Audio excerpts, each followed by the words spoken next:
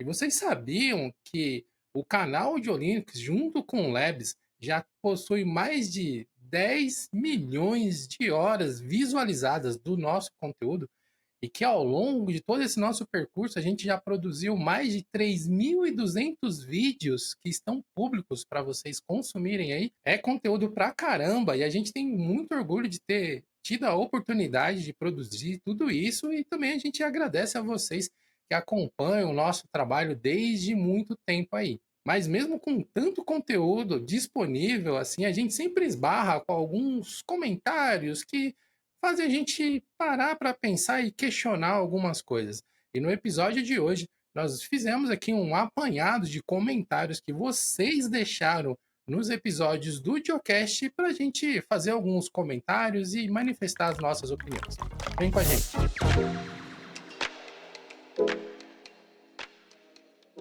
Você e seu time se sentem perdidos nesse multiverso de ferramentas de colaboração, Trello, Slack, ClickUp, enfim.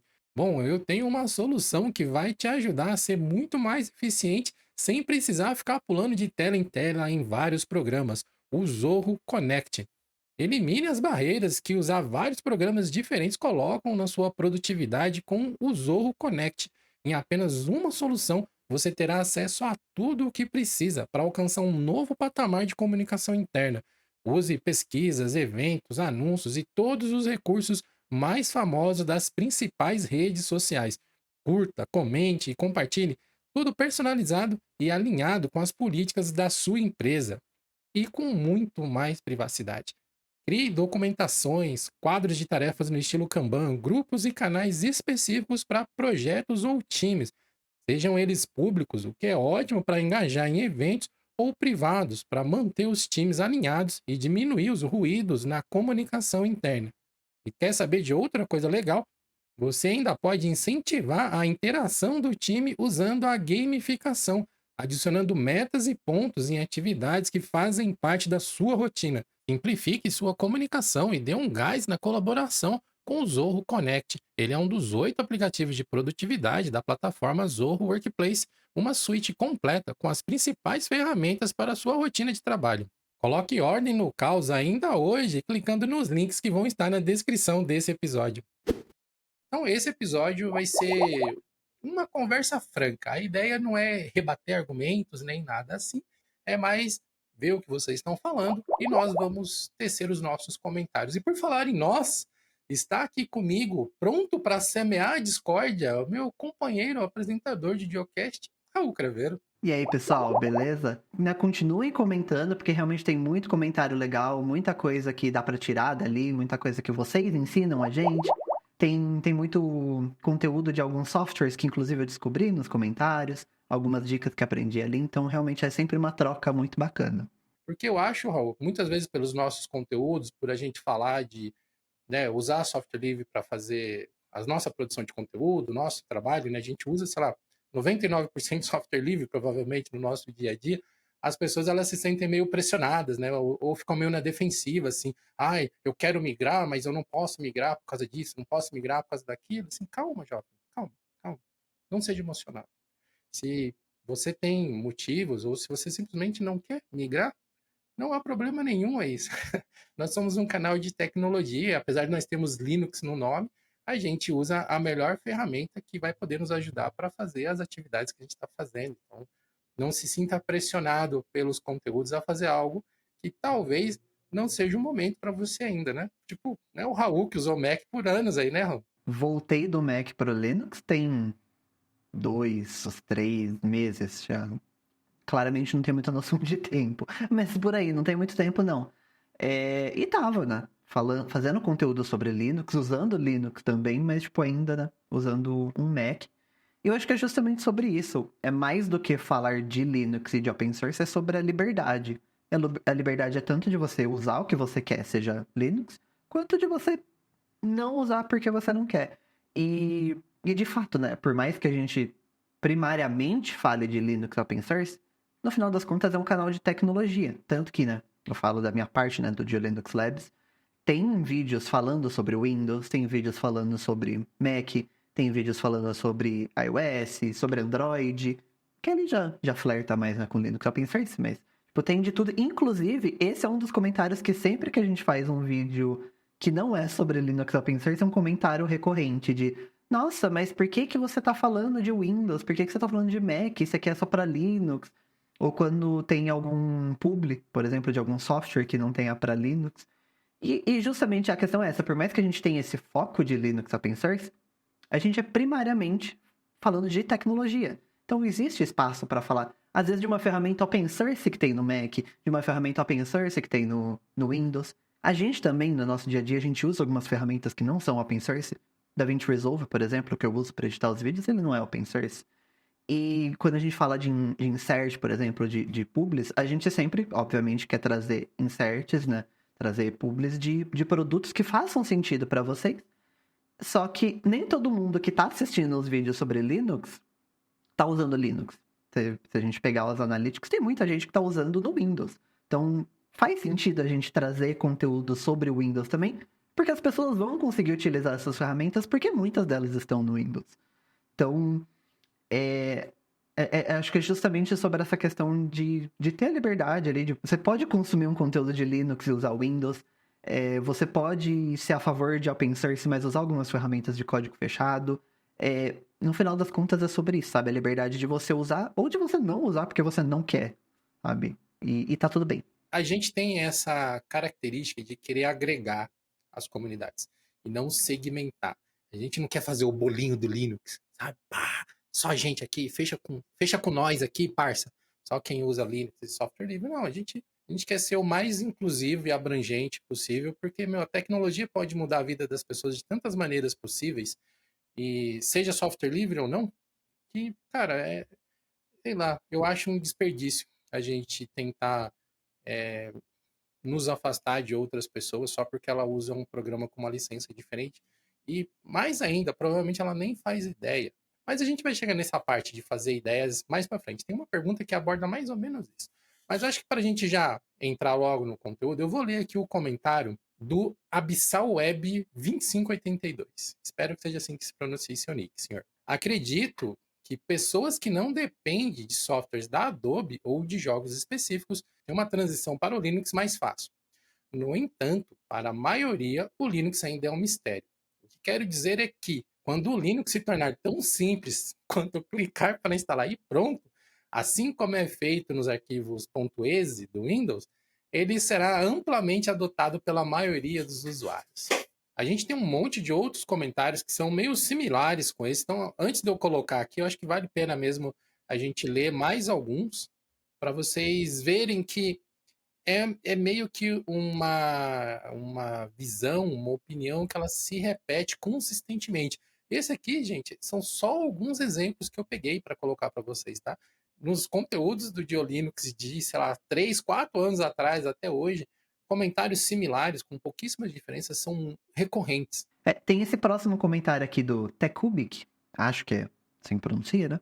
Ele falou: tentei migrar usando o Zorin OS, é muito bonito, porém tive muitos problemas. Tive que voltar para o Windows 11.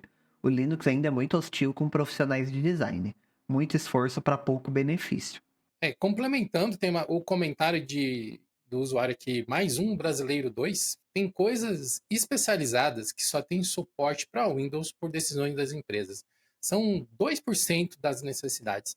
Dentre elas estão muitas coisas que o Leon fez, que o Leon faz, né? Nitidamente esse é um comentário do podcast com o Leon lá do Coisa de Nerd. No entanto, tem outros 98% que são atividades comuns que podem ser feitas no Mac, Android, GNU Linux, Chrome OS, etc. Muita gente paga o Windows para usar exclusivamente navegadores. Fazem isso por acharem que só existe aquela opção, muito parecido com o mito da caverna. É o mito da caverna de Platão, né? Tem mais um comentário aqui que é do usuário Sempre um Recomeço 3284, que ele falou o seguinte: infelizmente, para quem trabalha com design, precisa do Adobe Maya 3D Max, não pode ir para Linux. Tem outro comentário aqui do Evandro Nascimento 0707. Aí ele fala: eu sou arquiteto, tenho 2 computadores, uso Linux principalmente e Windows apenas para acessar os programas da Autodesk. Infelizmente, o mercado exige o uso de softwares BIM. Hoje já passa a dificuldade de compatibilização com os profissionais que ainda estão presos no AutoCAD e não progrediram para o Revit ou ArchiCAD. Existem alternativas como BricsCAD e FreeCAD, mas infelizmente não são bem vistos tanto por profissionais terceirizados ou até pelo mercado em si. Com isso, reduzir o uso do Windows necessariamente no uso para projetar. Olha, pessoal, de novo, né? A ideia não é refutar nem debater com vocês, isso é fazer uns comentários como a gente faria com um amigo que encontrou a gente e está se queixando disso, queixando, né? Relatando essas situações aqui para gente. Então, vamos lá. Começando pelo Abissal Web, lá que foi o primeiro comentário, ele parte do comentário dele diz assim: quando o Linux se tornar tão simples quanto clicar para instalar, assim como é os .exe do Windows.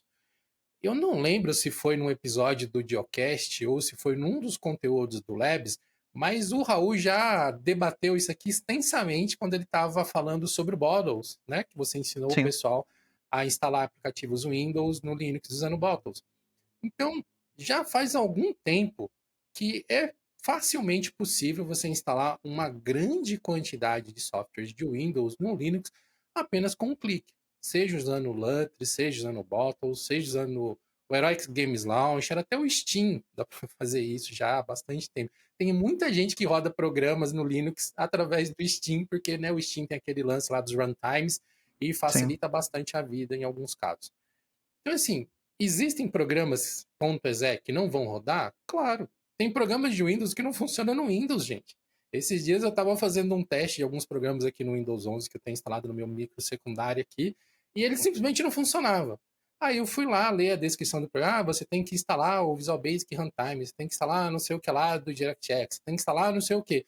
Aí eu fui lá, instalei vários programinhas extras que ele indicava ali no FAQ do programa e ele rodou. É meio que, tipo, tentar mandar aquela carta do reverse, assim, sabe? Tipo, não vou fazer isso porque não faz aquilo. Nenhum sistema operacional é 100% a prova de falhas. O Mac tem o mesmo problema com aqueles arquivos DMG dele lá, né? Que é só você arrastar. Não vai ser todos os arquivos que vai funcionar assim magicamente. A vasta maioria funciona, mas tem alguns que não vão funcionar. Inclusive de versões diferentes do Mac, quando eu usava Mac muitos anos atrás, às vezes tinha esse aqui é o DMG para a versão tal do macOS.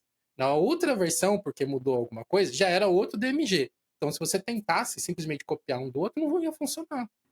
Hoje não é nem tanto mais essa questão de versão do sistema, mas assim, se você instalar uma aplicação antiga que rodava lá em 32 bits, não vai rodar. Hoje a complicação ali é você entender se é um software de Intel, de Apple Silicon, se é universal. Então, às vezes um software pode ter as duas versões, ter uma versão para Intel, uma versão para Apple Silicon. Aí você usa o Apple Silicon, mas você instala a versão de Intel, não é nem que não vai rodar, mas vai rodar em cima do Rosetta. E, tipo, às vezes tem a versão Apple Silicon que vai ser melhor. Então, tipo, isso pode ser confuso também. E aí é um ponto que eu quero discordar também, que eu não acho que, tipo, essa questão que, ir lá, baixar o exe e dar 2 cliques, que é a solução mais simples. É mais simples pra gente que já sabe o que tá fazendo. Mas você ter que cada aplicativo procurar o site dessa aplicação e lá baixar o exe não é fácil para quem não tem esse conhecimento, sei lá, para alguma pessoa que talvez nunca tenha usado o Windows. Porque a nossa geração é muito mais difícil, né? Você ter pessoas que nunca usaram isso. Mas essa geração mais nova que nasceu já com smartphone, pode ser que eles nunca tenham usado o Windows. Então ir na internet baixar um exe não é necessariamente a solução mais fácil. Para eles é muito mais fácil você entrar numa loja e pesquisar o nome da aplicação. Que é exatamente o que o Linux faz. Você consegue entrar na loja e baixar uma aplicação. Sei lá, pesquisar Steam, achar o Steam e baixar o Steam. Pronto. Fazer isso com o Google Chrome. Obviamente, dependendo de cada distribuição, essa experiência pode ser melhor ou pior. É que é difícil a gente falar uma experiência única para Linux quando várias distribuições fazem de maneiras diferentes. Mas tem distribuições que são mais focadas pro usuário doméstico ali, pro usuário iniciante, tipo um usuário S, que você vai ter essa experiência muito mais redondinha. E sem contar que, tipo, você pode, pesquisar lá, download Spotify. E a gente sabe, né, que no Spotify.com você vai achar o exe do Spotify. Sem contar que você pode entrar lá no google.com/chrome, baixar um .deb, dar 2 cliques e ele vai instalar. Ele vai fazer exatamente da mesma maneira que faz no Windows. Mas eu acho que falar que a solução é baixar um exe e dar 2 cliques não é necessariamente a opção mais fácil. E também não acho que ter isso vai fazer ser adotado pela maioria dos usuários. Porque não é só esse o problema, sabe? Tem muitas outras questões quando a gente fala de adoção do Linux, né? Sei lá, eu considero isso quase um erro de conceito. As pessoas acharem que um sistema operacional tem que se comportar como o outro. Isso é meio que querer reclamar por que que você não pode usar as rodas, sei lá, a roda da Ferrari na Lamborghini, entendeu? Cara, são carros diferentes. Tipo, você já viu alguma passeata na rua, alguém reclamando? Pô, comprei um Lamborghini, queria colocar aqui minhas rodas de Volkswagen e não tá funcionando. Maldita Lamborghini, que não aceita a roda de Volkswagen. É o tipo de expectativa que não é realista, simplesmente. Ela prescinde que exista um meio universal de troca de informações que a humanidade está perseguindo há muito tempo e vai continuar perseguindo provavelmente por muito tempo. E eu não sei se a gente vai chegar num consenso de como as coisas têm que ser computacionalmente, simplesmente porque as pessoas pensam de maneira diferente, elas vão querer solucionar o mesmo problema de maneiras diferentes. E muitas vezes não se trata de eu tô certo ou você tá errado ou vice-versa. É só que a maioria dos problemas normalmente podem ser solucionados de formas diferentes. Então, se você ou qualquer pessoa, sei lá, eu passei por essa fase um tempo quando eu estava migrando, sabe, muito tempo atrás, antes de eu fazer esse processo de migração da minha agência de Windows para Linux, que eu já era bem mais maduro em relação à tecnologia, lá atrás, o jovem Edson que queria começar ali seus primeiros, isso faz bastante tempo mesmo, é, dar seus primeiros passos no Linux, eu tentei ficar nessa pira de rodar meus programas de Windows no Linux. Mas, cara, não faz sentido. Para a maioria das coisas, existem opções nativas. Então, tipo, o exemplo lá que o Gil deu, que ele ficava tentando instalar o WinRAR dentro do Linux. Pô, existem milhares de compactadores e descompactadores de arquivos para Linux. Então, você não precisa rodar o WinRAR, sabe? Eu tinha a pira de usar o XNView, que é um visualizador de imagens. Eu adorava o XNView, assim. É um software. Hoje em dia ele é meio, assim, ele não evoluiu tão bem quanto ele poderia, mas lá atrás, sei lá, 2000 e pouquinho, ele era um ótimo visualizador de imagens. E um recurso que eu achava matador nele é que ele identificava imagens duplicadas e te ajudava a escolher só uma para ficar e organizava tudo. Eu achava isso, sabe, maravilhoso. Eu tentei muito tempo rodar ele no Linux. Depois de um tempo, até saiu uma versão não oficial, um software que simulava ele, e era igualzinho, mas não era oficial. E depois saiu uma versão do XNView para Linux mesmo, que não funciona tão bem quanto a do Windows, por algum motivo, sei lá. Mas o ponto todo é se você está trocando de sistema operacional, é meio que esperado que as coisas mudem. Porque se você quer que tudo fique igual, talvez você deveria continuar onde você está. Pode parecer óbvio, assim, quando a gente fala, ou às vezes até meio bobo, mas eu percebo que algumas pessoas têm um certo sofrimento com isso, né? A gente vê pelos comentários assim, ai, eu queria muito migrar, mas eu queria que o Linux fosse assim, assim, assado. Ah, mas você acabou de descrever o Windows, por que você não fica no Windows? Sabe? Para que você quer trocar se você quer exatamente a mesma coisa? A gente não pode negar a curva de aprendizado, a gente não pode esperar que essa entidade mágica chamada Linux resolva problemas não são do Linux. Entendam que o Linux é um kernel, ele é uma base onde você constrói outros sistemas operacionais. E ter o Maya, ter o Adobe, ter, sei lá, o Premiere funcionando, não depende do Linux, porque a parte de infraestrutura tecnológica que o kernel provê, ela está toda ali. Tanto que vários outros softwares, tipo o DaVinci Resolve, sei lá, o Houdini, que é um software muito famoso também na área de 3D, essas coisas, eu acho que é Houdini mesmo, eles funcionam em Linux. Talvez o problema seja com quem fabrica os softwares que não se preocupa em ser tão compatíveis assim, né? A questão é, de fato, se você depende da Adobe e você não está disposto a largar a Adobe, seja para o seu trabalho, seja para o que você usa, realmente você não vai conseguir migrar para o Linux. Infelizmente é um fato, porque simplesmente a Adobe não disponibiliza os softwares dela para Linux. Não é culpa do Linux. Acho que isso que as pessoas têm que entender. Não é culpa do Linux, não tem nada que o Pinguim consegue ir lá e fazer alguma coisa. A Adobe não quer disponibilizar as ferramentas dela para Linux. A questão é, eu acho que muitas pessoas que reclamam de não ter Adobe no Linux não são necessariamente pessoas que precisam da Adobe. Porque, de fato, se você é um designer, você usa no dia a dia e você não está disposto a migrar, eu não nem falo um Affinity, porque também o Affinity, apesar dele rodar no Linux, não é simplesmente, sei lá, tacar lá no Bottles. Tem que fazer toda uma gambiarra para conseguir, de fato, fazer funcionar. Mas, tipo, tem GIMP, o Figma você consegue usar no Linux, tem algumas outras ferramentas. Mesma coisa, jogos específicos. Tem alguns jogos que não rodam no Linux por causa de anti-cheat. O Valorant é um grande exemplo que eu tenho jogado no momento. E se você quer jogar, você vai usar o Windows. Ponto. É justamente essa questão, né, que você falou, que, tipo, se você quer um sistema que funcione exatamente igual ao Windows, é mais fácil usar o Windows. E beleza, eu entendo você apontar, isso aqui o Windows faz melhor, isso aqui o Mac faz melhor. Se você quer migrar para Linux, é entender a maneira que o Linux faz. E tudo bem, você não precisa gostar de tudo, porque imagino que quem usa Mac não gosta de 100% do que o Mac faz, quem usa Windows não gosta de 100% do que o Windows faz. Assim como quem usa Linux não precisa gostar de 100% do que o Linux faz. Tá tudo bem você não gostar de algumas coisas. Você não vai ser menos usuário de Linux se você criticar alguma coisa. Calma lá. Mas é entender isso, sabe? Que é uma maneira diferente. Eu acho que entender isso, não dá pra ficar nessa briga de certo ou errado, quem tá certo, quem tá errado, quem tem que fazer isso, tem que fazer aquilo daquele jeito. Somos humanos e a gente nunca vai concordar em tudo. E tem o que o Evandro falou também lá, né? Que ele é arquiteto e que ele precisa de softwares porque são exigências do mercado. De novo, é mais um exemplo do que a gente acabou de falar. Tem situações em que simplesmente não há o que ser feito.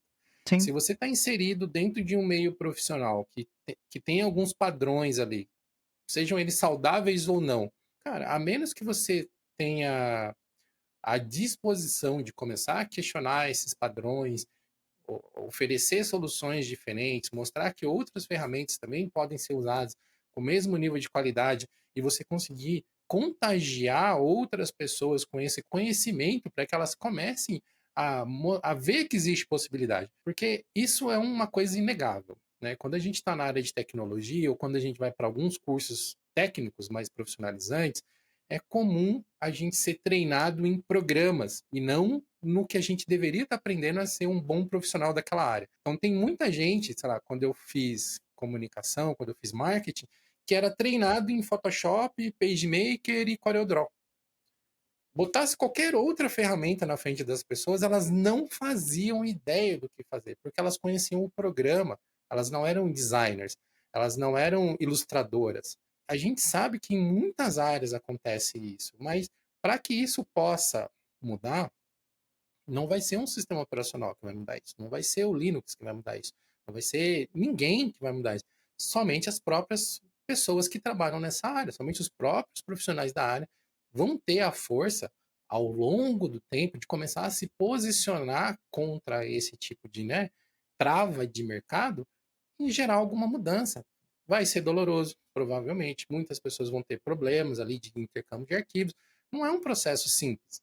Mas, como eu até citei em algum geocast, eu tenho, não sei se foi o último, a minha memória já não é mais aquela coisa, gente. Quando eu migrei a minha agência de Windows para Linux, eu simplesmente deixei de fazer alguns trabalhos. Ó, existe esse tipo de trabalho aqui, que era de um cliente tal, que ele exigia que fosse feito no Illustrator. Falei, cara, eu consigo continuar te atendendo com um mesmo nível de qualidade, você não vai notar diferença, só que ao invés de usar o Inkscape, eu vou usar o Illustrator, eu vou usar o Inkscape, que é um outro software de vetorização. O tipo de trabalho que ele precisava, dava para fazer no Inkscape tranquilamente. Não era nada muito avançado. Até porque eu também não sou um designer para fazer coisa muito avançada no Illustrator, né? E no Inkscape. Mas, detalhes. Aí, enfim, ó, só que aí a gente vai ter que mudar o formato de arquivo. Eu vou passar a te entregar em formato EPS, ao invés de formato Illustrator, ou até em PDF editável tal. Ah, não, não quero, não sei o que. Então, a partir do dia tal, não vou mais poder te atender. Porque eu estou migrando aqui minha agência, estou fazendo uma reorganização dos meus serviços e eu estou saindo dessas ferramentas para outras ferramentas que me dão mais liberdade, que vão me ajudar a gerir melhor meus custos e por conta disso eu não vou mais executar esse tipo de serviço dessa forma. Se você acha que não te atende, foi muito legal trabalhar com você durante esse tempo, tal, mas então a gente vai precisar fazer um processo de transição para você ir, né, encontrar um outro profissional que te atenda. Eu fiz isso com alguns clientes. Eu meio que deixei de ganhar dinheiro com alguns clientes que eu atendia, mas por outro lado, eu comecei a poder fazer outras coisas, como produzir conteúdo, por exemplo, que é uma coisa que eu não fazia naquela época. Não que eu não pudesse fazer no Windows, mas fazer esta mudança e eu reorganizar o meu hall de produtos abriu margem para que eu conhecesse o Jonathan, que eu conhecesse o Diolinux melhor, e hoje eu estou aqui apresentando o Geocast para vocês há, sei lá, uns 3, 4 anos já, talvez, sabe? eu abracei a mudança, sabe? Eu não fui resistente a ela. Mas foi uma coisa que partiu de mim. Sim. Talvez vocês possam ser agentes da mudança também. Eu acho que, infelizmente, em alguns casos a gente tem que aceitar a derrota também, sabe? Tirando, né, de uma área, tirando, né, da arquitetura ou design, pra ser mais amplo. WhatsApp. Aí você fala, eu não gosto do WhatsApp, eu vou usar só o Signal. Se a sua família não vai usar Signal também, se o seu chefe não vai usar Signal, se seus clientes não vão usar Signal, você vai conversar com quem? Meio que tem alguns casos onde a gente não tem muito o que fazer. Tipo, você vai ter que usar o WhatsApp. Beleza, você pode até usar o Telegram também, para algumas pessoas, para alguns grupos, para algumas coisas. Mas você não vai conseguir usar só o Telegram, porque tem muita gente que não tá no Telegram. Eu pude fazer essa mudança porque a agência é minha. Eu faço o que eu quiser aqui dentro. É eu que mando nessa bagaça. Mas quando eu trabalhava em outras agências, eu jamais teria essa liberdade, porque quem define o fluxo de trabalho é a própria empresa, né? Quem define o pipeline ali, como que as coisas funcionam, são as próprias empresas. Algumas vão dar uma certa liberdade para que você sugira melhoras, sugira mudanças. Então, em alguns lugares, pode até ser que você consiga injetar um pouco de software livre ali para deixar as coisas mais abertas, assim, né? E não depender tanto de software tipo Adobe ou AutoCAD, essas coisas assim. Mas não serão todas as empresas e nem vão ser todas as pessoas que vão estar dispostas a abraçar a mudança. Então, é, aí fica aquele negócio. Você vai querer você vai querer comprar essa briga dentro do seu ambiente de trabalho? Ou você, sei lá, vai caminhar na direção de criar um cenário onde você tem a liberdade para você fazer o que você quiser, que é você se tornar a empresa, é você se tornar o establishment, né? Quem define as regras. Porque daí você pode trabalhar como você quiser. Eu já tive essa discussão algumas vezes em empresas que eu trabalhava, porque, meu, eu fuço com software livre há muito tempo.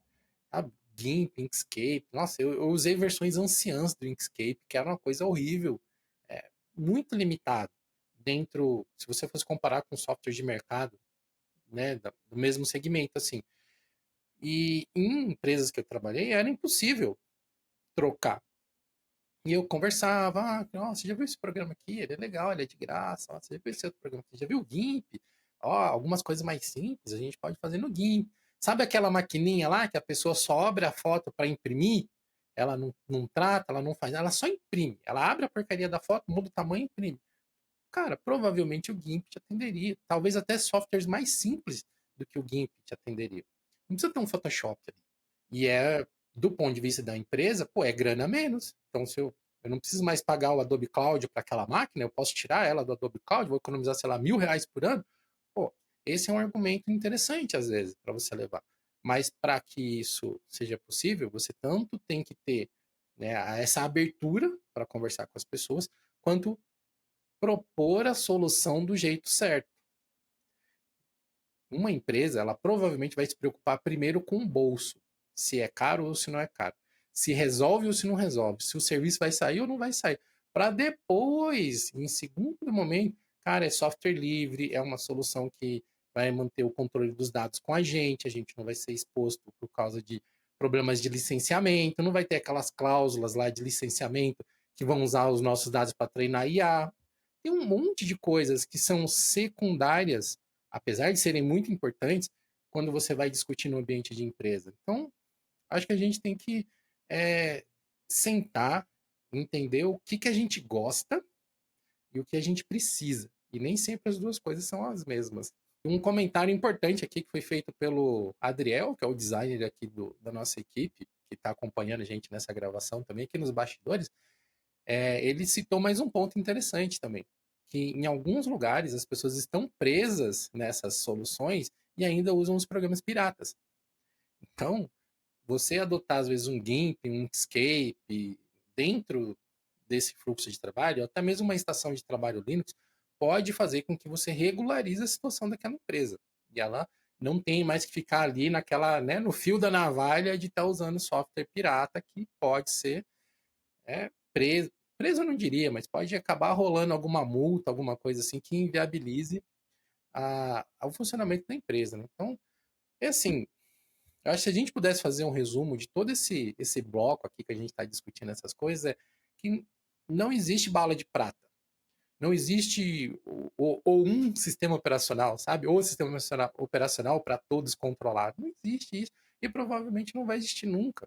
Até porque não existe uma única necessidade, não existe um único gosto. Acho que já bateu 8 bilhões de pessoas no mundo. Não vai ter como a gente chegar num consenso de este é o sistema perfeito, este é o software perfeito. Vamos todos usar isso aqui, todos saírem felizes, saltitando, e dando mãozinha, assim. Não tem como, gente. E boa parte disso que a gente falou aqui também vale para jogos, né? Tem muita gente que fala, ah, eu queria mudar para Linux, mas tem um jogo tal, eu queria não sei o quê. Eu acho que vale a pena a gente ler aqui, ó, o comentário do Léo Vilas. Ele diz o seguinte: enquanto a maioria dos anti-cheats não rodarem no Linux, para mim, todo e qualquer vídeo falando que Linux é para jogo cai por terra.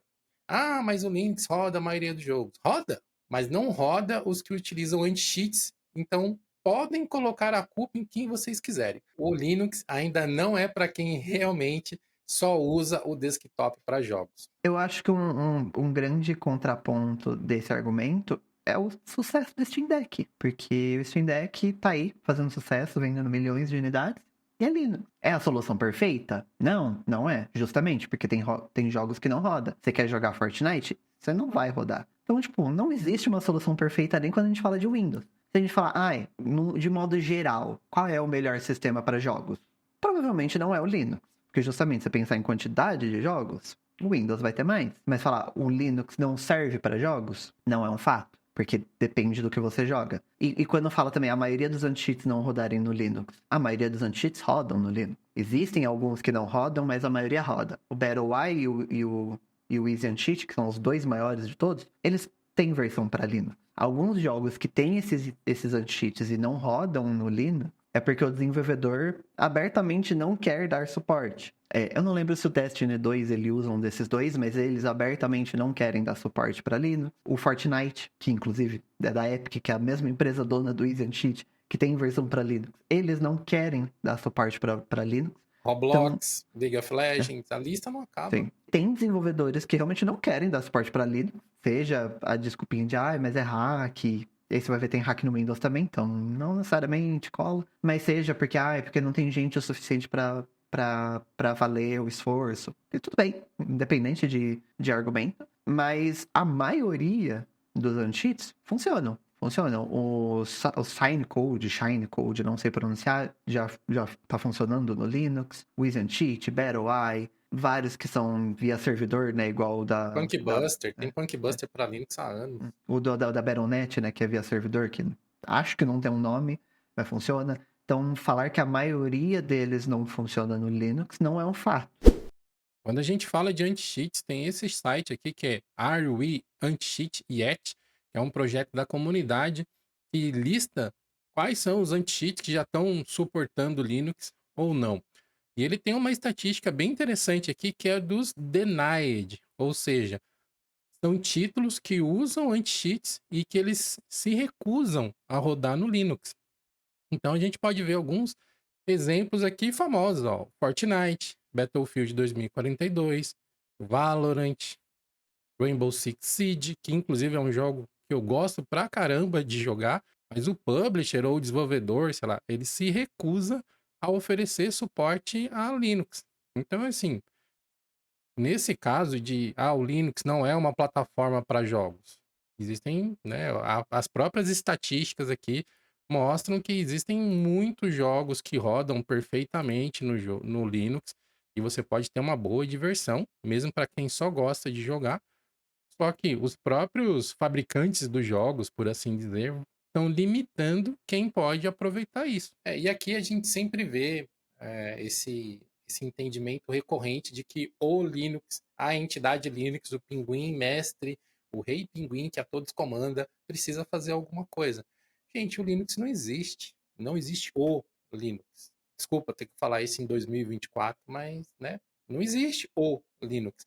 Então, quando a gente fala, sei lá, o Easy Anti-Cheat não roda, ou não sei o quê, cara, a gente não tá jogando a culpa para cima de ninguém, a gente tá só reportando fatos. Se as empresas quisessem que funcionasse, elas criariam camadas de compatibilidade para que fosse possível rodar em sistemas operacionais diferentes.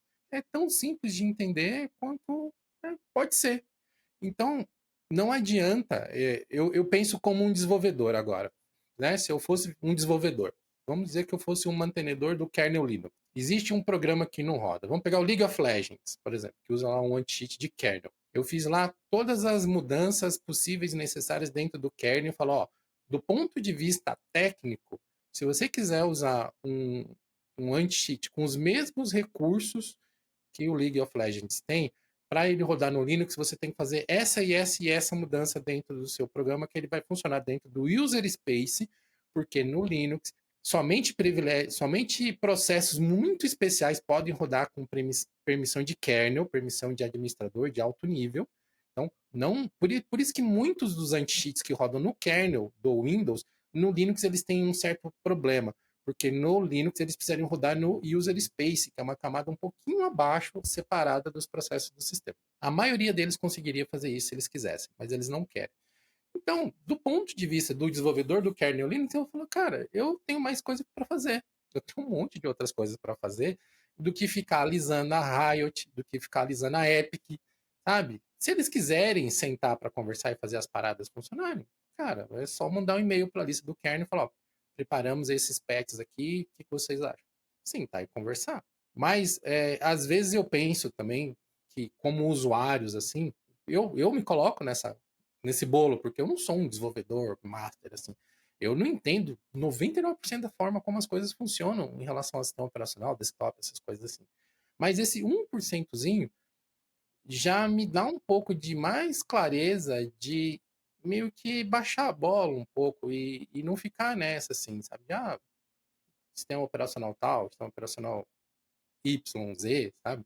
A gente não precisa ficar nessa guerra. Por exemplo, o nosso amigo aqui, Léo Vilas. Cara, se você usa o seu desktop só para jogos e os jogos que você precisa rodam no Windows e não rodam no Linux, não há o que você discutir. Fica no Windows. E não tem problema nenhum. Inclusive, se você jogar algum dos jogos que eu jogo, sei lá, eu jogo CS, eu jogo Apex Legends, eu jogo No Man's Sky, me adiciona aí no Steam, vamos jogar junto qualquer dia. Não tem problema nenhum a plataforma que você usa.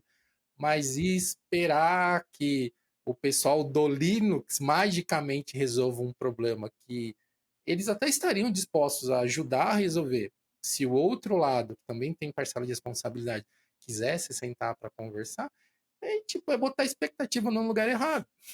E não é querer passar o pano para ninguém, é só o que é. E para não dizer, gente, que a gente está pegando só comentários de pessoas que querem vir pro Linux e estamos refutando alguma coisa, debatendo isso, a gente vai pegar um comentário de uma pessoa falando de Linux, né, fazendo o caminho contrário aqui, e a gente vai conversar sobre isso também.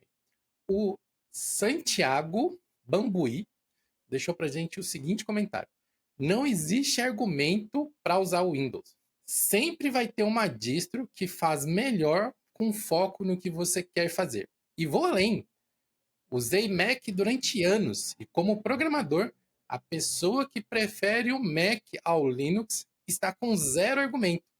Sempre tem uma distro Linux que faz o que você quer melhor que o Mac. Muita modinha.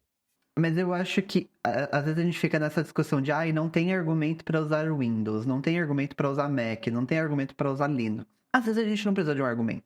Às vezes a pessoa usa Windows porque ela quer. A pessoa usa Mac porque ela quer, porque ela gosta. Usa Linux porque ela quer, porque ela não... peguei ranço do Windows, quero usar Linux. E tá tudo bem, você pode achar que o Linux é muito melhor para programar. Em alguns cenários vai ser muito melhor. Mas ela quer usar o Windows. Às vezes ela programa 1 hora do dia dela e no resto ela faz qualquer outra coisa que no Windows é melhor. Então para ela faz mais sentido ela programar usando o WSL do que ela fazer toda uma migração para o Linux por causa de 1 hora do dia dela de programação e todo o resto, talvez, dependendo do software que ela for utilizar, vai prejudicar o trabalho dela. Ou a pessoa faz software de iOS, então ela vai ter que usar Mac. Tipo, você pode falar, mas para programar é melhor no Linux. Não se for fazer software de iOS, sabe? Não tem como a gente falar num geral, sabe? Não todo mundo que programa tem que usar Linux. Depende, sabe? Porque quando a gente fala de programação, tem programação web, programação para desktop. Você pode programar aplicativo de Windows, de Linux, de Mac, de iOS, de Android.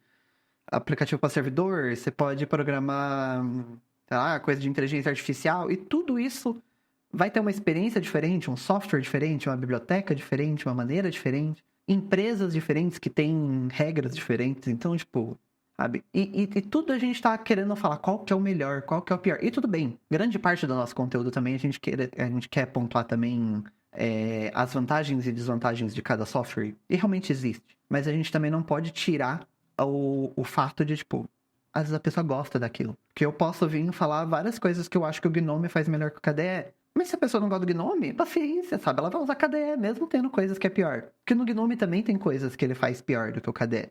Inclusive, eu tava vendo esses dias, tipo, todas as extensões que eu uso no Gnome, o KDE Plasma faz nativamente. Então você pode falar, ah, nossa, não, mas o KDE seria muito melhor. Mas eu quero usar Gnome. Sim, então. E a gente não pode tirar esse ponto também de o que eu gosto, sabe? Porque se eu tiver que usar o Linux só porque o Linux é tecnicamente melhor, mas eu tá odiando a experiência, pra quê, sabe? Cada vez que você for usar o computador, você vai ficar, que saco, ter que usar esse sistema que eu não gosto. Seja Linux, seja Windows, seja Mac, enfim.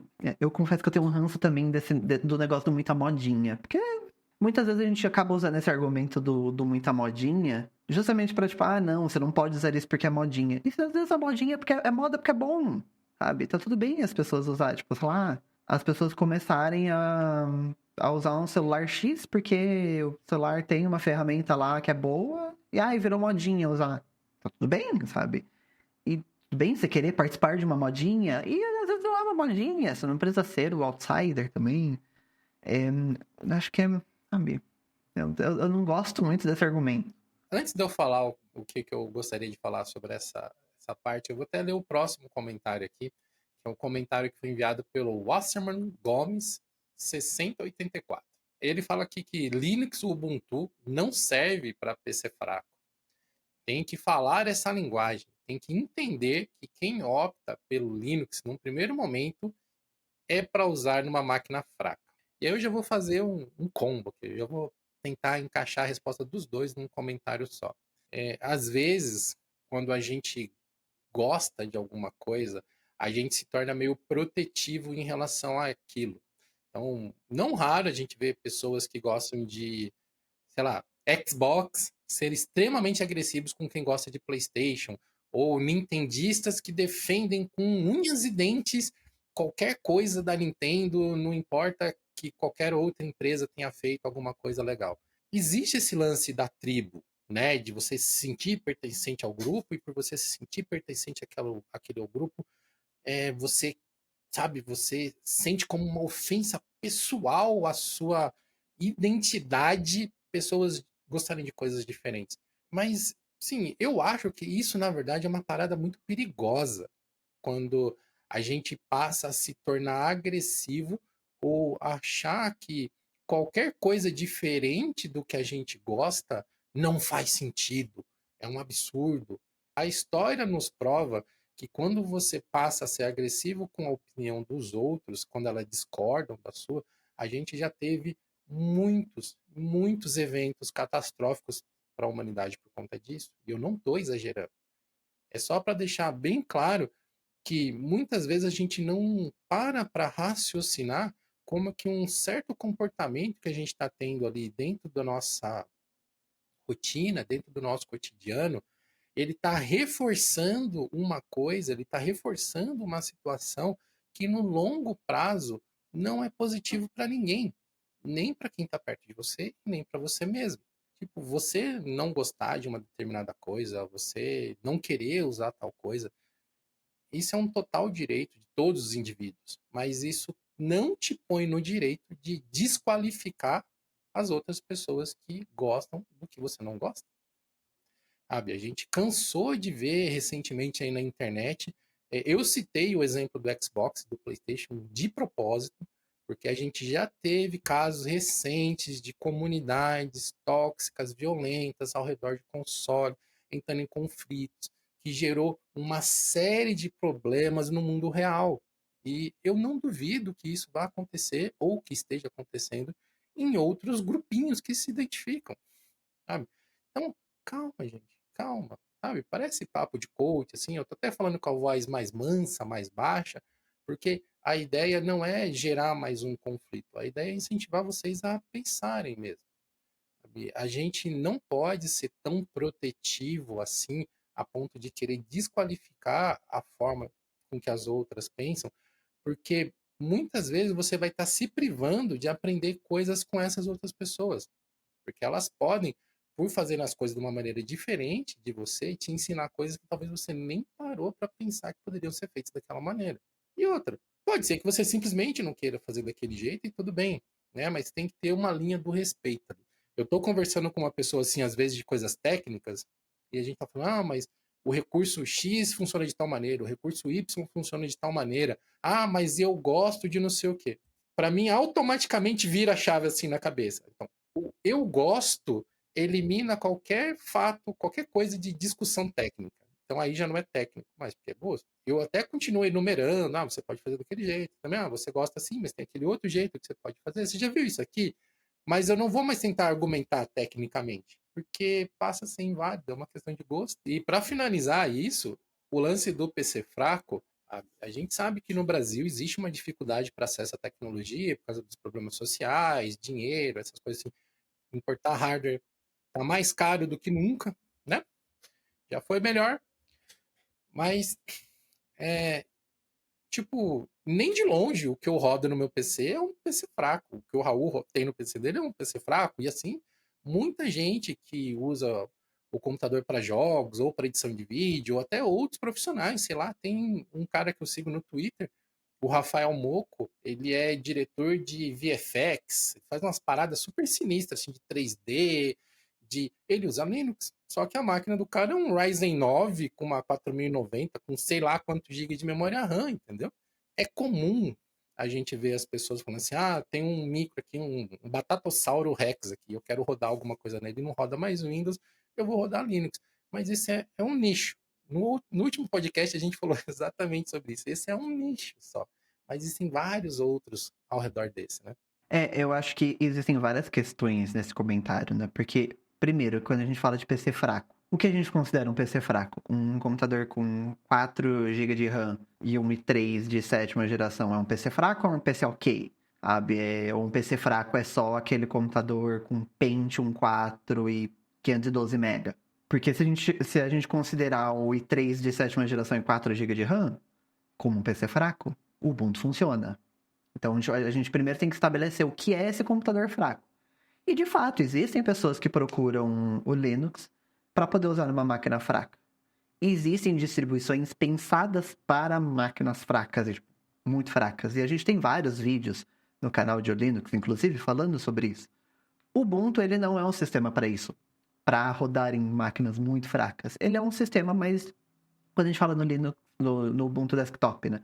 Ele é mais generalista, ele é ali no meio termo, sabe? Igual o Windows, sabe? Não necessariamente você precisa de uma 4090 para poder rodar o Windows. Você pode rodar numa máquina básica, você pode rodar numa máquina muito forte. Então, o Ubuntu tá ali naquele mesmo perfil, né? De, tipo, funciona para tudo, sabe? É... E não quer dizer que todo mundo tá procurando o Linux para rodar numa máquina fraca. Tem pessoas que sim, tem pessoas que não. Eu mesmo, eu nunca tive uma máquina assim muito fraca pra, pra poder colocar um Linux. Tipo, minhas máquinas sempre foram ali, né, meio termo. Hoje eu tenho uma máquina bem melhor, mas sempre tive uma máquina ali ok. E usei Linux naquela máquina ok, que sempre foi acima do requisito mínimo das distribuições. E me interessei por Linux mesmo assim. Tem pessoas que se interessam justamente porque é leve, tem pessoas que se interessam pela filosofia, porque quer testar um negócio diferente, porque tá de saco cheio do Windows. Tem vários cenários. É difícil a gente falar que todo mundo que procura Linux procura porque quer no PC fraco. Tem pessoas que sim, tem pessoas que não. Então não dá pra gente generalizar, sabe? E o Ubuntu nunca chegou falando, ó, gente, quer usar no PC fraco, vem aqui no nosso. Então não dá pra culpar eles disso também, porque eu nunca fui o público-alvo da distribuição. Provavelmente, se você tem um PC muito fraco, o Lubuntu ou o Xubuntu seriam alternativas mais interessantes do que o Ubuntu propriamente dito, que roda Gnome. Então, o Gnome, com algumas configurações, ele consegue rodar até bem em máquinas mais modestas, mas, como eu disse, se você tem um Batatossauro, se você tem, sei lá, um computador dual core, esses bem antigos mesmo, sabe? Eu recentemente vi no fórum lá um cara que tinha um computador com 1 GB de RAM, sabe? Ele estava tentando rodar algumas coisas. Nesses cenários, você vai ter que escolher a melhor ferramenta para sua necessidade. Não adianta simplesmente pegar o mais famoso, tipo pegar o Pop OS que saiu agora lá, 2404 com interface Cosmic em Rush e tentar instalar. Cara, provavelmente não vai ser a melhor experiência. Você vai ter que, né, achatar ali, afunilar as escolhas para escolher a ferramenta correta. Da mesma forma que num PC desse, você simplesmente não vai entrar no site da Microsoft e baixar o Windows 11. Né? Então, às vezes a gente tem que alinhar as expectativas com os objetivos e com a realidade. Tem que fazer, né, uma triagem aí para você mirar na solução certa para sua necessidade. E um fator também que acontece com a gente aqui, que a gente não pode negar, é que a gente tem uma bolha social que nos rodeia. Então, eu tô dentro de uma bolha, o Raul tá dentro de outra bolha, porque, né, a gente convive aqui no trabalho, mas socialmente a gente está totalmente distante. O Raul convive com uma determinada gama, hall de pessoas, eu convivo com outro hall de pessoas, você que está nos assistindo convive com outro hall de pessoas, né, com outra. Então, a gente tem experiências diferentes e dentro dessas experiências cotidianas que a gente tem, meio que a gente tem a tendência a achar que, se funciona aqui desse jeito, se aqui a situação tá assim, ela vai ser igual em todos os lugares. Então, no outro lugar vai ser exatamente igual. E nem sempre é assim. Não estou dizendo que é esse exatamente o cenário aqui do Wasserman Gomes, mas é comum de acontecer. A gente enxergar a nossa bolha como um exemplo da realidade e não como um recorte da realidade.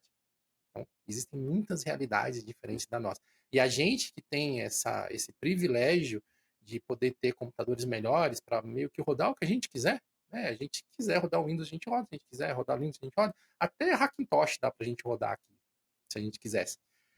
Mas a gente entende também que a nossa realidade não reflete a realidade de uma vasta maioria de pessoas. E a gente não pode tentar imputar, né, tentar empurrar essa nossa realidade para cima delas, mas a gente sempre tenta, dentro aqui do Geocast, dos conteúdos do Labs, compartilhar conteúdo com vocês para que vocês tenham a informação e vocês possam usar essa informação da melhor maneira aí dentro da sua realidade para torná-la melhor, para tentar mudar ela de alguma forma. E eu acho que esse tem que ser o ponto, né? Entender a sua situação através da informação e do estudo, encontrar coisas que podem ser diferentes e a partir daí ver o que dá, né? Porque a gente não sabe o que vai acontecer amanhã. Bom, e ainda nessa vibe aqui de que, né, existem problemas no reino, a gente trouxe também mais alguns comentários aqui de pessoas que já usam Linux e que estão tecendo algumas críticas ali, fazendo observações sobre como que é o Linux no desktop dentro da experiência delas. Vou olhar aqui o comentário do... Eu não sei se é Daniel Arrai 760 ou se é Daniela Arrai 760. Enfim, desculpa se eu errei seu nome. O comentário é o seguinte. Eu uso o Pop! OS por causa da organização das janelas. Eu meio que consigo organizar elas em abas usando o Tiles do Linux. Eu estou aguardando o lançamento do Deepin 23 para eu testar ele, porque gosto de sistemas com aparência uniforme. Isso é uma coisa que me incomoda no Linux. Não há uma uniformidade no visual. Eu entendo. Eu entendo muito isso, porque realmente tem algumas coisas que me incomodam. Às vezes você, tipo, usar um software feito para KDE Plasma dentro do GNOME, ou o contrário também, dependendo, pode dar uma estranheza. Mas eu também acho que, no final das contas, não existe uma 100% uniformidade, sabe, em qualquer sistema, sabe? A não ser que eu, tipo, não, vou usar GNOME, então eu só vou usar aplicações feitas, pensadas para GNOME. Você pode fazer isso. Você vai se limitar super. Assim como se você for para um KDE Plasma. Só vou usar softwares em Qt. Pode, mas você vai se limitar. Mas a gente vai para Windows, por exemplo. Nem a barra ali, os botõezinhos de fechar são iguais, porque tem algumas aplicações que é fininha, outra é maior. E tem aplicações que seguem as guidelines do Windows, mas são poucas. Tem softwares do próprio Windows que não seguem, tipo, da própria Microsoft que não seguem as guidelines. Não tem também essa uniformidade que a gente acha. Eu acho que um sistema que é um pouco mais próximo disso é o Mac, mas também não é igual, porque eles mesmos também têm algumas coisas que não seguem 100%.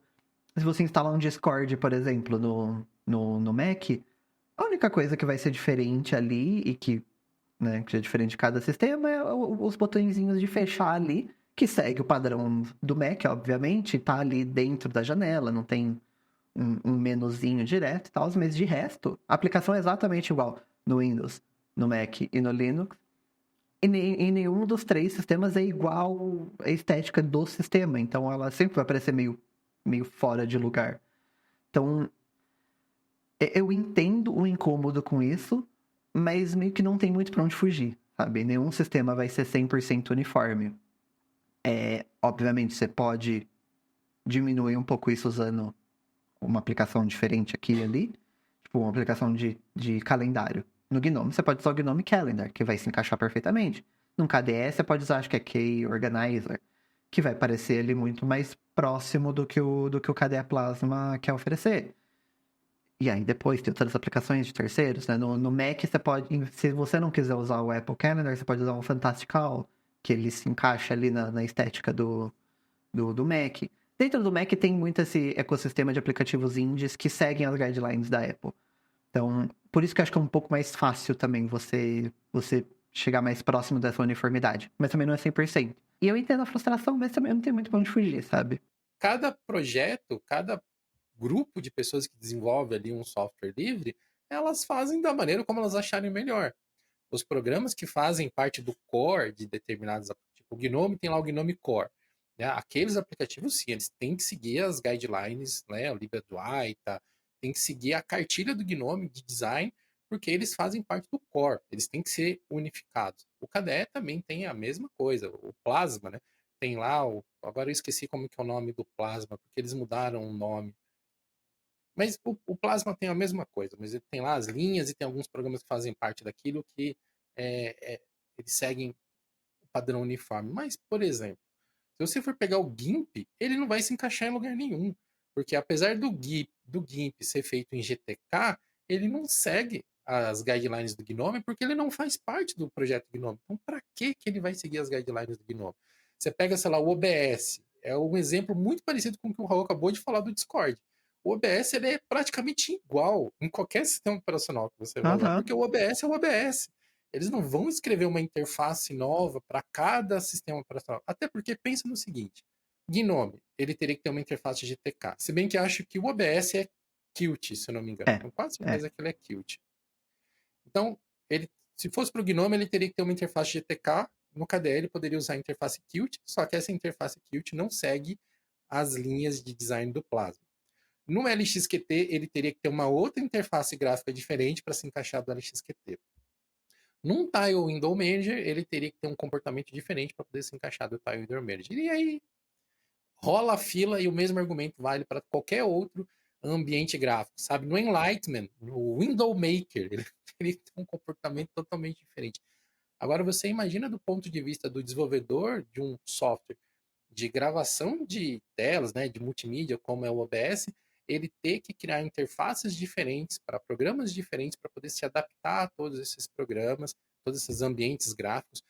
Ele gastaria mais tempo fazendo isso do que desenvolvendo o que é o objetivo do programa.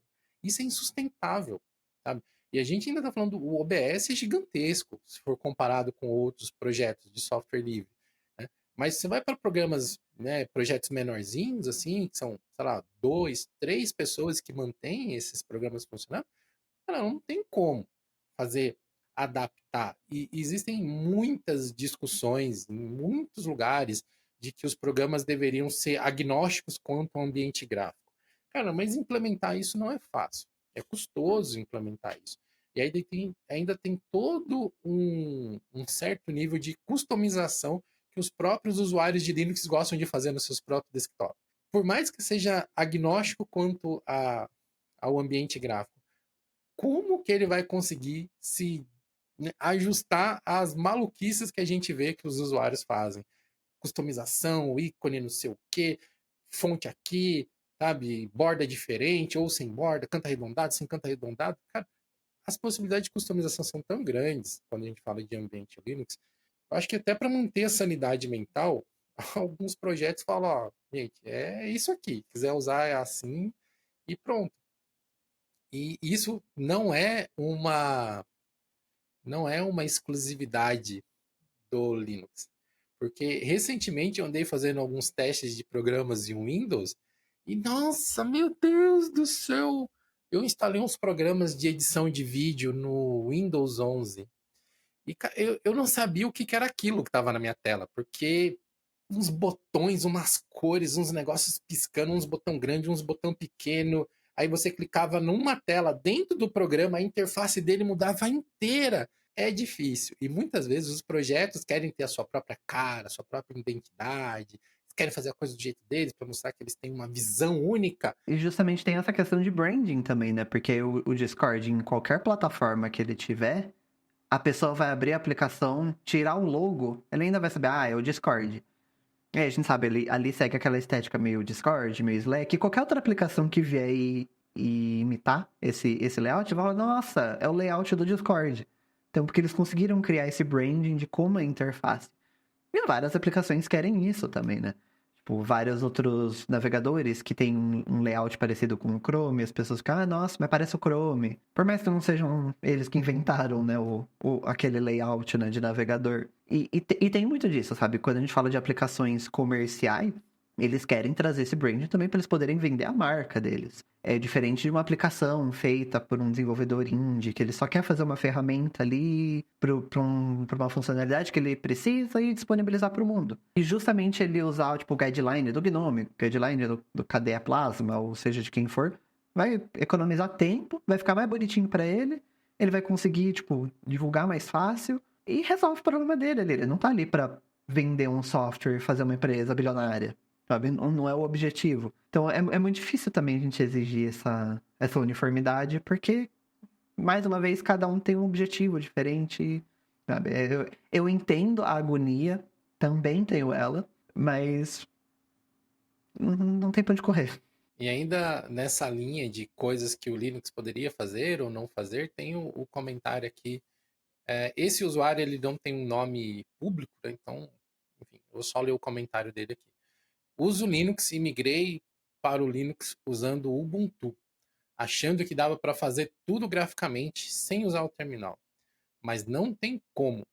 Um dia você não terá opção gráfica para fazer a não ser usando o terminal. Um exemplo disso é a permissão de arquivos. Instalar pacotes que não estejam na loja ou drivers. Não tem jeito. Às vezes, só o terminal para fazer algumas dessas coisas. Se você quer instalar algumas coisas muito mais específicas, algumas aplicações só vão te dar a opção de instalar via terminal. Porque vai precisar mexer em alguma coisa muito específica. E é muito provavelmente que algumas daquelas coisas dá para fazer via interface gráfica, mas é muito mais complexo do que você só copiar um comando. Então, por isso que às vezes também divulgam só um comando de terminal. Até porque um comando de terminal, ele é agnóstico de interface gráfica. Porque se você ensinar como instalar na interface gráfica, você vai ter que fazer um tutorial para GNOME, um para KDE Plasma, um para XFCE, um para Elementary OS e por aí vai. Um pro Um pro Cosmic. Cosmic agora. O Cosmic Gnome, um Cosmic Cosmic. Não, o Pop OS, né? Gnome. Pop OS Cosmic, no caso. Então, é um pouco complicado isso, mas eu acho que aqui algumas das coisas que ele pontuou, inclusive, não é culpa do Linux, é culpa do Ubuntu. Tipo essa questão de instalar pacotes que não estão na loja. Até pouco tempo atrás, a loja do Ubuntu, a nova loja, né? Ela não permitia instalar .deb. E não é que não dá para instalar .deb sem ser pelo terminal no Linux. Que outra distribuição você vai conseguir fazer? É que aquela loja especificamente não deixa e eles não colocaram nenhuma outra aplicação que faça isso de maneira gráfica. Então, tipo, você queria instalar um .deb, você ia fazer pelo terminal. Ou você teria que instalar uma outra aplicação para ir conseguir instalar o .deb. E muita gente nem sabia da existência disso, né? Agora, a loja do Ubuntu permite fazer isso. O problema é, ela permite instalar, ela não permite desinstalar. Não resolveu 100%. Mas aí é culpa do Ubuntu, a distribuição Ubuntu, né? Questão de driver, depende. Tipo, driver da NVIDIA, no Ubuntu dá para fazer isso. Em várias outras distribuições também deixam, Linux Mint, Pop OS. No Fedora dá, mas eu prefiro fazer via terminal. Então, depende muito, sabe? Mas algumas coisas realmente vão... Ou, tipo, só dá pra fazer via terminal, ou vai ser muito mais fácil fazer via terminal. Eu acho que parte disso, culpa é dos criadores de conteúdo no geral, sabe? colocando a gente no meio, porque às vezes tem algumas coisas que tem como a gente ensinar como fazer via interface gráfica, mas justamente por conta dessa facilidade de, tipo, não precisa ensinar em cada uma das interfaces, falar, não, joga aquele comando, joga um sudo apt update. E dava pra fazer isso via loja. Mas, como é uma volta muito maior, a gente acaba ensinando dessa maneira. E só que a pessoa que tá recebendo esse conteúdo, ela fala, não, só dá pra fazer pelo terminal. Eu não quero, sabe? Eu não quero ter que ficar decorando do comando. E fica essa visão de que o Linux só dá pra fazer as coisas via terminal. E não é um fato. Não é um fato. Tipo, obviamente, para as coisas mais simples, você consegue fazer tudo via interface gráfica tranquilamente. Quando você quer algo muito mais avançado, muito mais específico, aí a situação pode mudar. Instalar drivers na maioria dos ambientes, né, das distribuições mais famosas, existem maneiras de fazer graficamente. Algumas não vão ter, tipo o Debian não tem, o Arch Linux não tem, mas se você usa duas dessas distribuições, você não deveria já pressupor que você vai fazer as coisas graficamente, porque elas são duas distribuições que são já mais espartanas, elas prescindem que você vai estudar um pouco para fazer as coisas.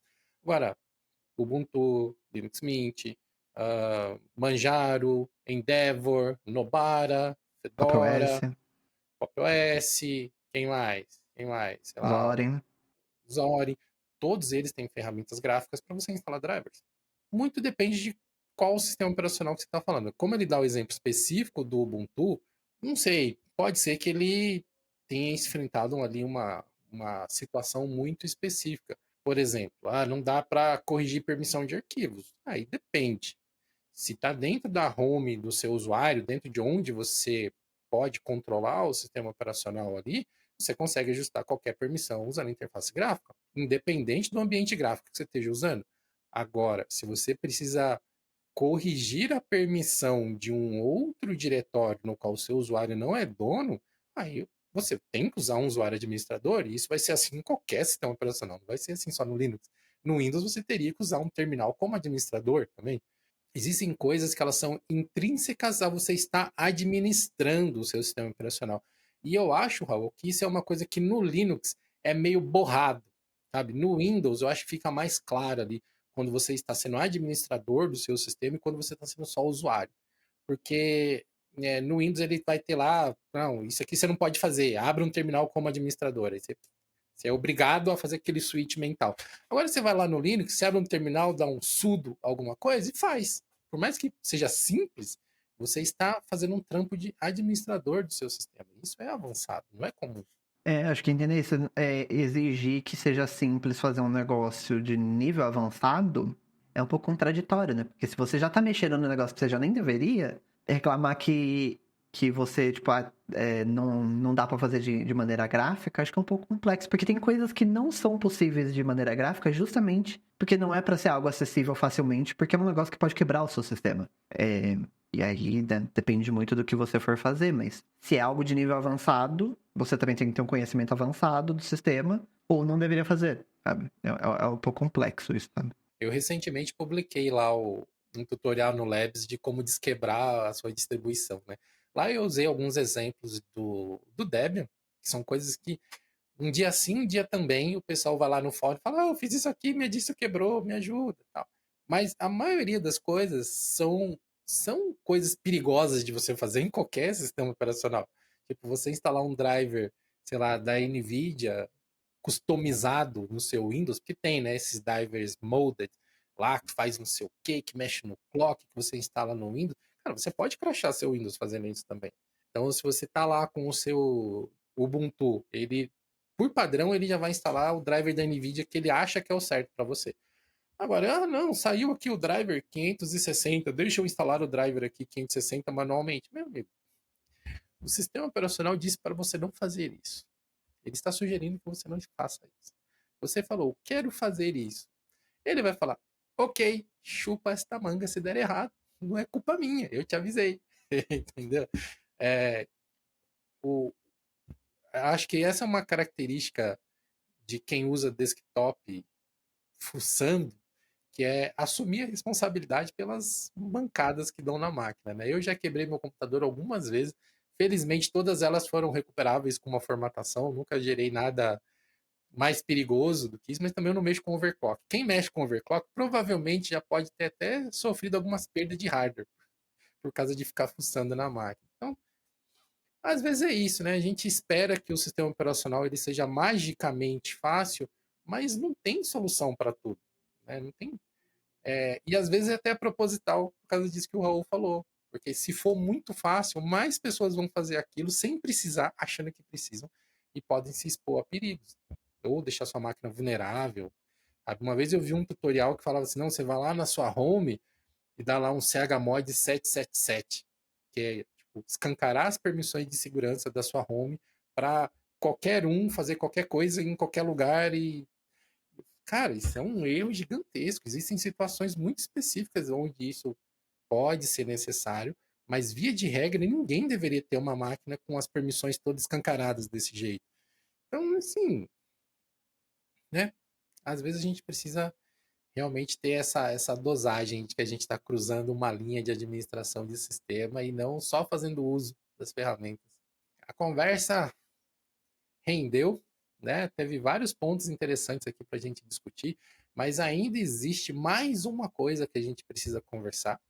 E essa eu deixei aqui por último, porque esse é um ponto que eu acho delicado o que foi colocado aqui, e eu não vou dizer o que eu acho nesse momento, mas eu acho que quem já escuta o Geocast, acompanha os conteúdos do GeoLinux há algum tempo, mais ou menos já sabe o que a gente pensa a respeito disso. Então, o usuário aqui, ou o leitor, o, sei lá, o ouvinte, Morromato, deixou a seguinte mensagem para gente.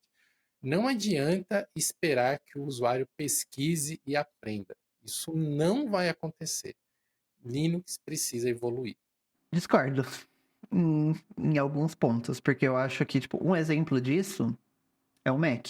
Porque levando em consideração, né, market share é o Windows, sabe? O Windows é o sistema mais utilizado. A pessoa que migra pro Mac, que ela faz isso, tipo, ativamente, eu quero migrar pro Mac, ela tá sempre disposta a aprender. Então, você vê, inclusive na internet, que tem muito conteúdo ensinando, tipo, X softwares para você descobrir sobre Mac. Como fazer tal coisa no Mac. Essas coisas aqui que você fizer no Mac vai melhorar o seu sistema. E as pessoas estão dispostas a pesquisar, estão dispostas a aprender. Aí, se elas estão dispostas a aprender só porque elas querem aprender, ou se é para justificar o valor que pagou no Mac, independente, mas elas estão dispostas a ir lá e aprender sobre o sistema. Só que eu acho que em muitos dos casos onde as pessoas estão migrando do Windows para o Linux, eu acho que como não tem esse fator pagar também, sabe, esse atrito inicial, ela fica frustrada se o Linux não está fazendo exatamente o que o Windows faz. E aí fica nesse atrito também de, mas não dá pra fazer isso, não dá pra fazer aquilo. Às vezes não é que não dá pra fazer. Às vezes no Linux faz diferente. E de fato, seria só pesquisar, porque tem conteúdos para isso na internet ensinando a fazer grande maioria das coisas. E aí, exigir que o sistema faça do jeito que eles querem e não que a pessoa não pesquise para aprender como o sistema faz, eu acho um pouco injusto. Porque a questão é, se você quer exatamente como você faz hoje, fica no sistema que você tá hoje. Mas vão ter pessoas que vão estar dispostas a aprender. Não é à toa que tem, né, várias pessoas aqui nos canais do GeoLinux, acompanhando o blog, o fórum. As pessoas estão dispostas a aprender mais sobre Linux, sobre as distribuições. As pessoas estão ali para ensinar também. Vários outros canais, né, ensinando Linux, que tem pessoas acompanhando. Então, tipo, tem gente para pesquisar e aprender. Nem todo mundo vai querer. E faz parte também. Mas eu acho um pouco injusto, sabe? Falar que o Linux tem que se adaptar ao Windows e não que as pessoas têm que se adaptar ao diferente, sabe?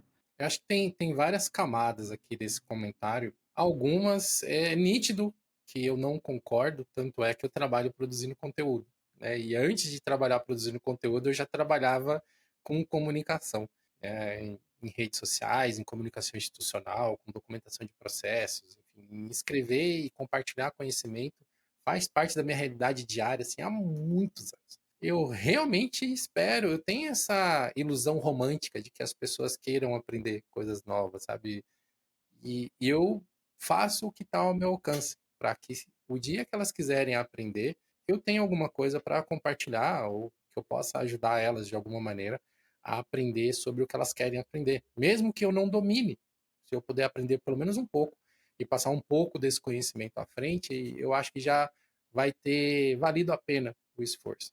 Eu realmente, assim, talvez até seja inocência da minha parte, mas eu espero que, havendo conteúdo disponível, por mais que não seja todo mundo, algumas pessoas vão querer aprender ou vão precisar aprender em algum momento.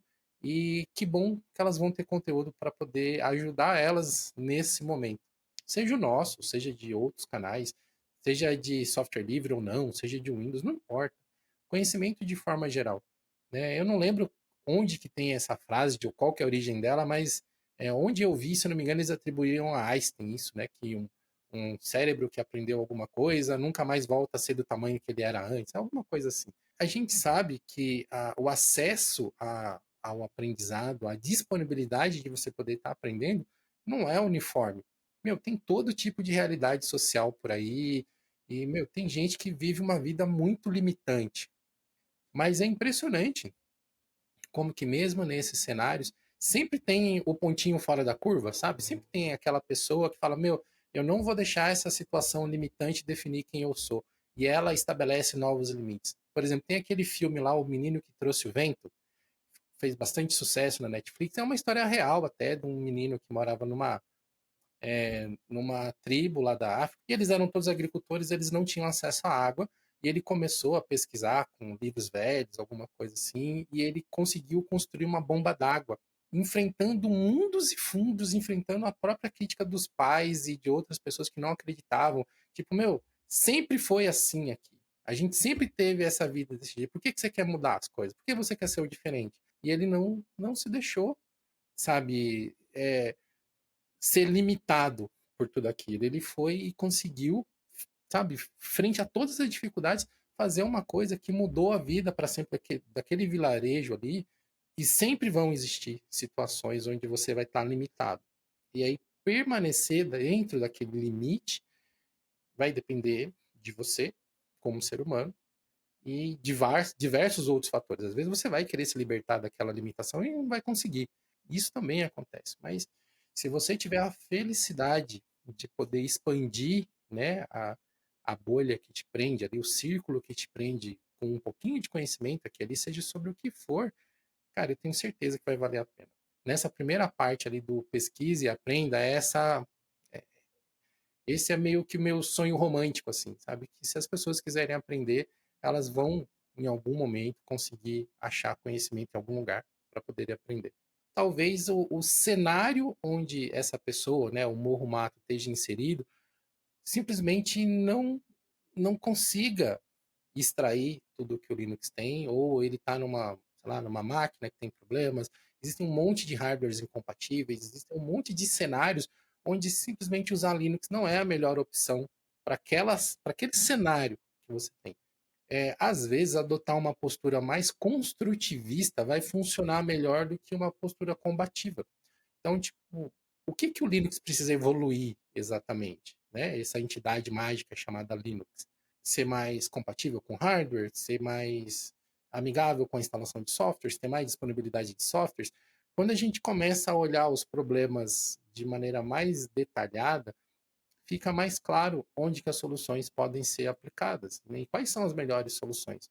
Sei lá, Morro Mato, até se você quiser visitar o nosso fórum, aliás, todos vocês que a gente citou aqui, é, por mais que a gente nem sempre concorde com as opiniões, se vocês quiserem visitar o nosso fórum e complementar e deixar comentários nesse episódio do Geocast que vai aparecer, que vai ser publicado, né?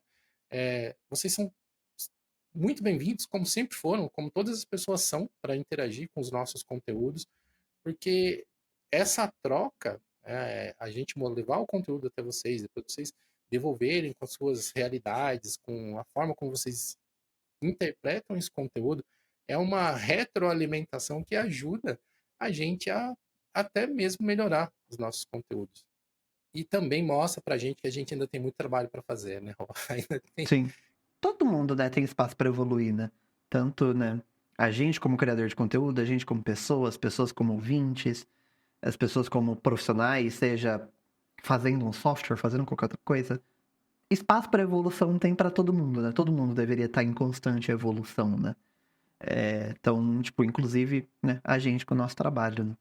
Raul, novamente, muito obrigado. Agradeço você por ter, né, trocado essa ideia aqui comigo, me ajudado a conversar com os ouvintes aqui do Geocast. São sempre muito bem-vindos ao Audio Linux Labs, né? Não se esqueçam que tem o bebê do Raul. Fala aí, Raul. Se você tá ouvindo esse episódio, ouvindo não, se você tá vendo esse episódio em vídeo aqui no YouTube, você já tá no Dio Linux Labs, então é só clicar no botão de se inscrever aqui embaixo. A gente tem vídeo de segunda a sexta, 5 horas da tarde, no horário de Brasília. Toda quarta-feira tem o Dio Linux News, onde eu trago algumas das notícias do que aconteceu no mundo da tecnologia e do open source. A gente tem tutoriais, tem cortes do Geocast. Vocês fiquem à vontade, inclusive, para sugerir nos comentários conteúdos que vocês gostariam de ver aqui, algum software que você gostaria de ver aqui, alguma solução de alguma questão que você tem. Então, ou se quiser só, tipo, fazer alguma crítica, fazer um elogio, quiser destrinchar um pouco mais do que a gente falou aqui no episódio, acho que a área de comentários é bem legal também para a gente ter essa conversa. O Spotify também inaugurou recentemente uma área de comentários lá, então você também pode comentar os episódios no Spotify. Se você usa qualquer outro aplicativo para consumir o podcast, ou consumir, seja em vídeo ou em áudio, procure formas de interagir lá dentro da plataforma para a gente saber que você está ouvindo por lá também. Todas essas informações, né, entender onde que vocês consomem o conteúdo que a gente produz, ajuda a gente muitas vezes até a otimizar o conteúdo melhor para algumas áreas, né? Hoje a gente acaba dando mais atenção para o áudio do Spotify, dos podcasts e para o vídeo no YouTube. Mas, enfim, se você consome esses conteúdos de outras formas, deixa aí nos comentários também para a gente saber. Então, agradeço a todos vocês que deixam comentários nos nossos conteúdos. Vocês estão ajudando a gente a fazer conteúdos cada vez melhores, a aprender com o feedback de vocês. E isso tem sido uma experiência interessante. Às vezes ela é bem gratificante, às vezes é meio dolorido, alguns comentários que a gente lê, mas faz parte de estar aqui, né, nos comunicando com vocês. Cada vez que a gente lança a palavra, a gente pode receber uma palavra de volta e a gente tem que estar pronto para lidar com isso da melhor maneira possível. Pessoal, agradeço muito a todos vocês que acompanharam esse Geocache até aqui. A temporada 8 tá bombando aí. Se você ainda não ouviu o primeiro episódio, recomendo que você ouça, onde a gente fala sobre os nichos de mercado. E a gente se vê, pessoal, no próximo episódio do Geocache. Valeu!